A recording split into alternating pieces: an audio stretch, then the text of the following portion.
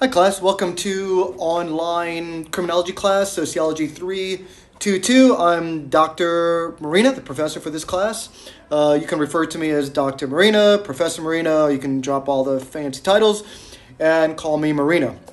I'm currently in Poland right now and on my way to Malaysia, where I'm going to go live off kind of a remote island in Malaysia for a while. I just got finished walking the El Camino de Santiago. It's actually one of the most famous kind of like hikes you can take through France and Spain, or through Portugal up to Spain to Santiago de Compostela. Fascinating kind of pilgrimage hike that people take. So check that out. Maybe one day you'll be inspired to do that as well. But nonetheless, glad to have you in class. I've always enjoyed teaching criminology, being that I'm a sociologist and a criminologist, and I write extensively on things related to crime and transgression.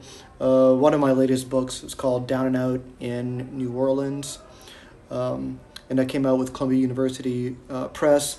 And I just published a book called Human Rights Policing, Reimagining Law Enforcement in the 21st Century, and that came out with Routledge Press.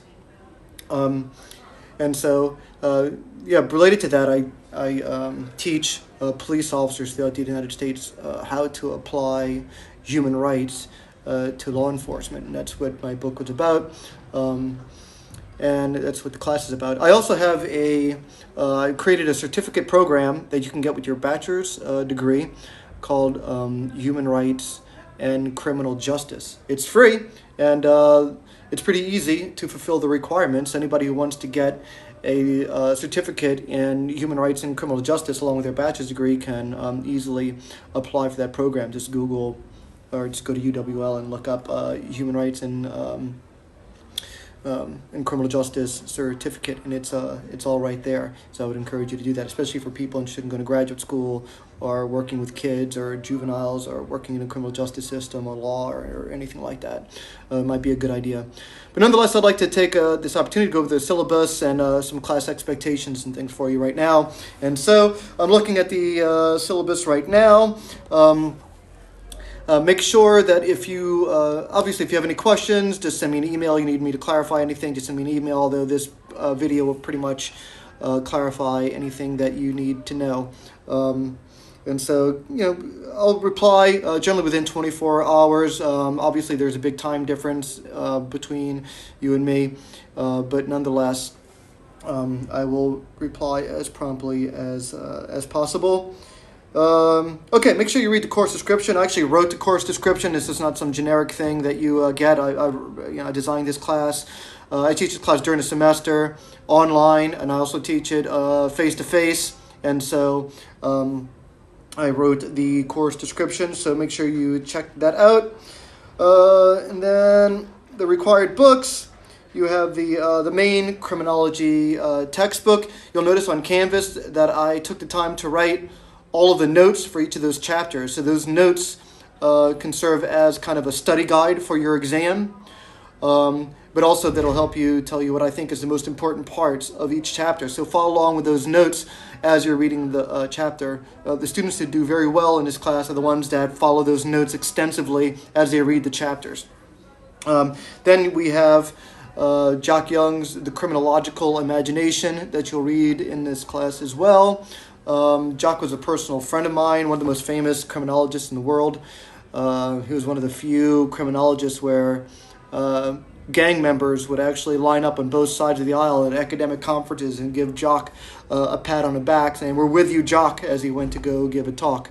He, like I, were on the side of the powerless, we're on the side of the oppressed, and we're very critical of the criminal justice system of the United States. We view that as an oppressive institution that the powerful use to wage class warfare against the American people, especially the middle and working classes. And of course, we see crime as a structural issue. In other words, crime is the result of some sickness that is going on in our society, structural contradictions, a problem that goes on at a societal level that impacts the individual. And so we'll talk a lot about that. And of course, we'll critique all the silly common sense assumptions of what causes crime, like poverty. Poverty has nothing to do with crime, of course. Education. Education has nothing to do with crime. As a matter of fact, the wealthiest and most powerful commit the vast majority of crime in the United States, and indeed the world, especially when it comes to political and economic crimes that result in far more death and financial loss than all the street crime in the world combined. And so, again, we look at crime as a problem that goes on with the institutional arrangement of society. It has to do with a sickness that exists at a structural level that impacts the individual. And so, nonetheless, that's a very good book because the mainstream textbook will introduce you to all of the mainstream theories that scholars have ever thought and known about crime, from the classical school to the more contemporary thinking. So you'll be introduced to all of those different theories, and Jock Young is going to come in and critique all of them. He'll show you some of the strengths of some of those theories, like labeling theory and conflict theory, things like relative deprivation, structural contradictions like Robert Merton's cultural goals and institutional means that you'll read about when you read his article, Social Structure and Anatomy. So you'll get all of the mainstream theories, and then you're going to get a critique of all the mainstream theories, especially from Jock Young's The Criminological Imagination. And then you're going to see an application of a sociologist trying to use these theories, trying to understand crime, drug dealing, and transgression in the Bronx. And that's Philippe Bourgeois' In Search of Respect, Selling Crack in El Barrio, which is about crime, transgression, drug dealing in largely Harlem. Okay, and so those are the three books. You'll notice, again, I wrote chapter summaries of each chapter in the main textbook, and for Jock Young's The Criminological Imagination and Philippe Bourgeois' In Search of Respect, I wrote a bunch of questions that serve as a reading guidelines. So it would be beneficial for you to look at those questions and to read those questions and consider those questions as you're reading both of those books. You don't have to answer them to me or anything like that. It just gives you something to think about as you're reading. Reading is not supposed to be a passive process, but rather an active process where you're engaged with the author, you're critiquing the author, you're asking the author questions. And so some of the questions that I provide in those reading guidelines for each of those books that I provided to you on Canvas module should help you with the reading of those two books. Okay. Make sure you go through the weekly agenda, the course requirements, midterm exam, mostly multiple choice with one essay. That's 120 points. The final paper is 100 points, and that's applying sociological theories to explain crime. You'll notice that the final paper guidelines, requirements and guidelines have already been provided to you on the introduction module. So read those. Basically, the first part is discussing two or more theories that we've discussed in class that explain crime. You'll compare and contrast them. You'll critique them. You'll talk about its strengths, their weaknesses. And then the second part of the paper, you're applying those theories to explain crime and transgression today. Again, those instructions are already provided for you right now, so you can look at them up on the first week of Canvas module. I'm going to go through each of the modules in a moment. Then you have your discussion board. I'll just go through the discussion board. They're worth 180 points. There's 4 postings minimum for each discussion board. Keep this in mind. Although the Canvas module says that the discussion posts are due on Saturday, your original reply posts are due most weeks on Thursday. And so make sure that you make your original post Thursday prior to midnight. And then you make your reply post due on, made before 6 p.m. on Saturday, except for the final week where it's due on Friday prior to 6 p.m. And so with the modules, I can only make one due date for each assignment for each discussion post. And so if I did it on Thursday, then it wouldn't allow you to post on Friday or Saturday. So I have to make the due date on Saturday for the entire discussion post. But again, your original reply posts are due on Thursday. And so I'll read it to you just so you'll know, but you can also read it yourself. Students are required to participate in weekly discussion boards. 4 postings minimum for each discussion board. 1 original response no later than Thursday of the corresponding week prior to midnight at 11:59 p.m. or before.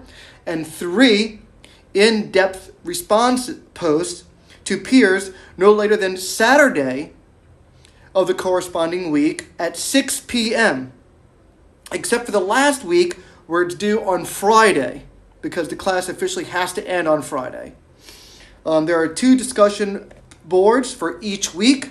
Each post is worth 7.5 points, 30 points per discussion board for 180 points for all 3 weeks. And so please remember that any assignment or discussion post that isn't submitted on time is just not graded unless you've told me sometime beforehand, and hopefully enough time beforehand where we agree to give you an extension. But unless something isn't already agreed to beforehand, any late assignment is just not graded. Okay, so easy fix, just turn them in on time. Do it on Thursday, original reply, do it on Thursday before midnight, and your reply to colleagues, make sure it's there for the first 2 weeks on Saturday prior to 6 p.m. and the last week on Friday prior to 6 p.m. And then you're good. I also have a rubric for each of the all of your posts. Keep in mind, and this is very important, students don't do well in class when they don't get this very important message. Your reply posts should be just as elaborate and just as critical as the original post, using stories and examples to illustrate your point and substantiate your arguments. So I have the rubric where you have exemplary, proficient, limited, and unsatisfactory. I apply this rubric to both the original post and the reply post.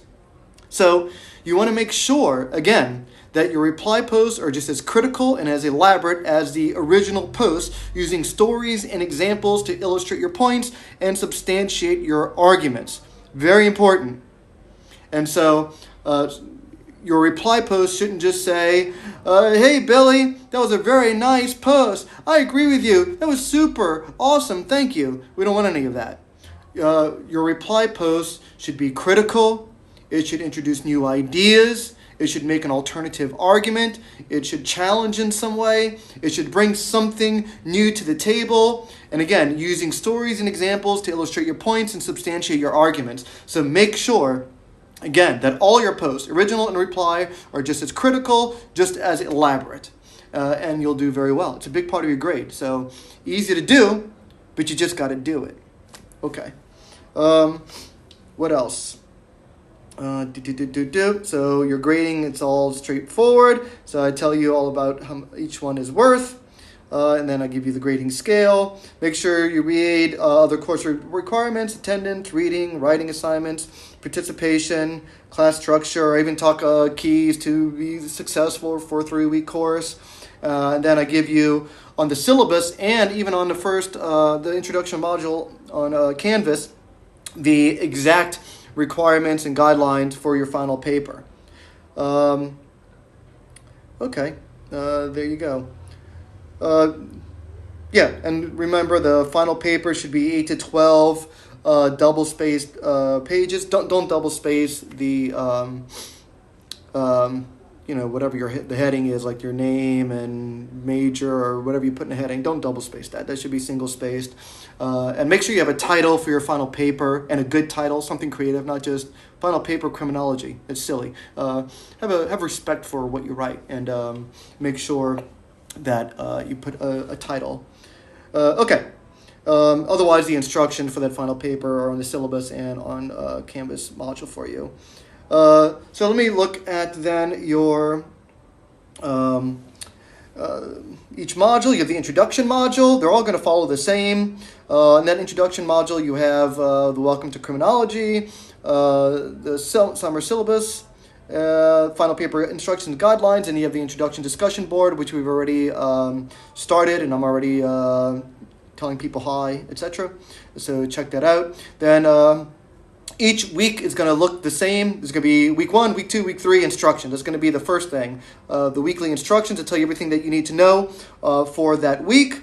I'm going to have written lectures for you. So this week you have Marina 1 lecture, part 1, Crime and the Sociological Imagination. I'm going to talk to you about how sociologists use this particular type of imagination to understand the world and the great structural transformations of our time, and how structural issues create personal troubles for so many people. And one of those structural issues is crime in society, and how these structural contradictions, these structural issues cause personal trouble for people that they did not cause, but that they must deal with. And so I'll give you my lecture there, so make sure you read each lecture that I give.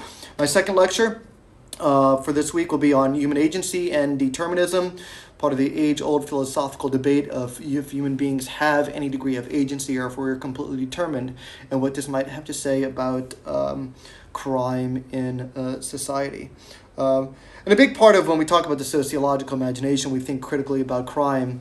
We'll talk about how, again, crime is not only a structural problem, but one of the things that you realize too is that some of the biggest crimes that occur in our society are really crimes of our political and economic elite. It's really, the biggest criminals and thugs and gangsters in our society are the criminals and thugs that sit in Washington, D.C. and in Wall Street. That is, the political, those that command our political and economic institutions, or what Adam Smith calls the masters of mankind. Those are the real criminals and thugs in our society that cause by far the most murder, death, killings, and financial loss, far more than all the street crime in the world combined. But nonetheless, so we'll talk about that in my lecture. And then I'll try to make as many comments as possible on the discussion posts. But mostly I'm going to give an end of the week lecture that makes comments to your discussion posts. And so if I'm not too heavy-handed on making specific comments to all of your discussion posts, know that I'm reading them all, and at the end of the week I'll have another lecture where I make comments to your discussion posts. So make sure you check on Friday or Saturday or Sunday the comments that I made on the discussion post. And so that'll be posted at the end of the week, every week for the 3 weeks, where I make comments to all of your discussion posts. Week 2 will look the same. Week 2 instructions, that tells you everything you need to know. There'll be Marina Week 2 lecture, part 1, lecture part 2. You'll watch actually a documentary for part of your module next week. Then you'll have your 2 discussion boards, and then I'll have my lecture as well. You'll read the Criminological Imagination for week 2, and I'll give Marina's reading guide with questions. And then you'll have my end of the week comments for week 2 and both of your discussion posts. Then week 3, it'll start again with instructions of everything you need to know. Then I'm going to give you a lecture on police, the working class and folk devils. I might even give a lecture on the history of policing. And then you'll have 2 discussion boards. And then, as usual, you'll have my comments to your discussion boards at the end of the week. Your midterm exam will start at some point next week, probably on Wednesday. You'll have like 3 days or so to take the exam, maybe even like 4 days to take the exam. And then you'll have your exam essay as well. Your final paper is due the last week of class, July 7th, but I give you over the weekend to complete that final paper. So it gives you a couple days leeway. And then required suggested readings. I have a separate module for that. So anything that I have in the introduction post of each module, if it says suggested required reading, you can find it under the module where it says requested and suggested readings. Then you have Marina chapter notes. So just make sure you can follow all of those chapter notes prior, for each of the readings. So it's all there: chapter 1, chapter 2, chapter 3, chapter 4, etc. Other than that, I think that's really about it. Just follow the syllabus very closely. Follow each module very closely, and you'll be fine. Again, I look forward to the class. I love teaching criminology. I love writing books on criminology. I love doing research in criminology and transgression. What an exciting world that's seductive, that's exciting, challenging power, challenging authority, running from cops. The whole criminal underworld, where it's people find creative ways to overcome their collectively experienced structural problems. So an exciting world to understand and study. It can also be a sad and depressing world as well, where sometimes people might respond in creative ways to their collectively experienced structural problems, but oftentimes that can lead to self-destructive lifestyles as well. And so, as Marx said, the point isn't to simply understand the world, but to change it. And sociology is a revolutionary process where we want to radically transform the world and solve the world's structural problems like crime, and we'll never do it through things like the criminal justice process in the United States, which is probably one of the most criminal organizations in the world, that's locked up more black and brown people in the world. We should all know by now that the criminal justice system in the United States, as well as the prison industrial complex, is nothing but a tool that the powerful use to wage class warfare against the American people, especially the working and middle classes of the United States. And so keep it critical, keep it creative, try to think in new ways. Try to think in ways that go beyond the limited experiences of your own life. Implore that sociological imagination, and you'll do very well in this class. So thank you very much. Look forward to seeing you more online. Thank you. Take care.